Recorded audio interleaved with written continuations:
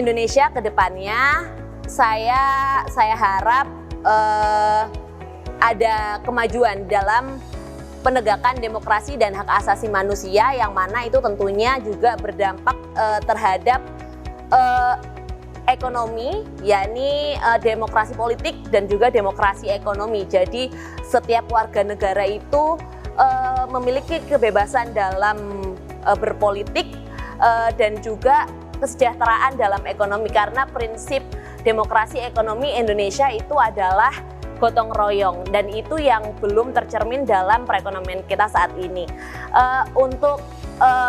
Dan penegakan hak asasi manusia itu tentunya juga akan berdampak pada lingkungan yang lebih lestari, karena menjamin hak-hak masyarakat yang ada di sekitarnya, menjamin air yang itu juga untuk kehidupan manusia, sustainabilitas manusia.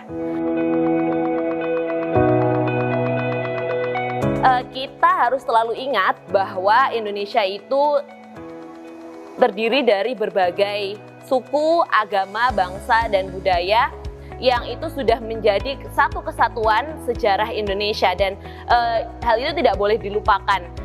Oleh karena itu di dalam beragama pun kita juga harus tetap memegang pluralitas tersebut, serta di dalam bermasyarakat kita harus menyadari bahwa Indonesia adalah negara yang plural.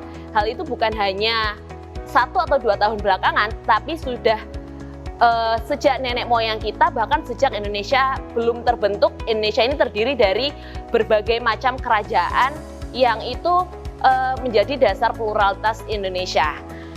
Dan harus diingat bahwa kita adalah negara yang plural, maka Bhinneka Tunggal Ika itulah yang dipilih menjadi simbol negara atau slogan negara.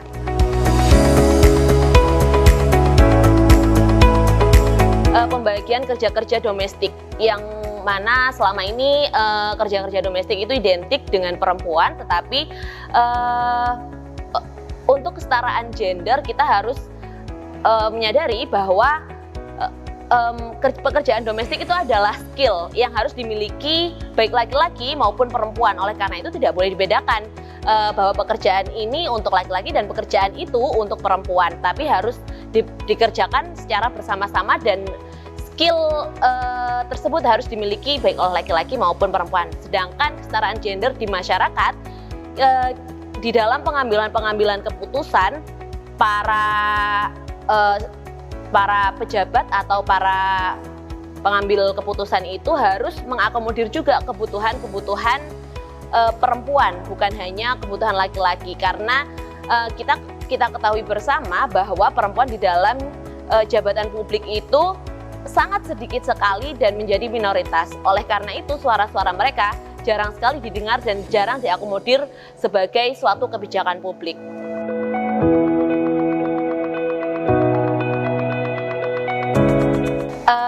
Kebetulan karena saya berada di LBH Yogyakarta, maka saat ini yang saya lakukan adalah melakukan edukasi dan sosialisasi terhadap teman-teman kelompok-kelompok perempuan, khususnya perempuan pendamping kekerasan seksual, mengedukasi mereka bagaimana seharusnya menjadi pendamping, menguatkan kelompok-kelompok tersebut. Dan selain itu saya juga menjadi konselor, dan yang paling penting adalah kita juga harus mendorong kebijakan-kebijakan yang sensitif gender.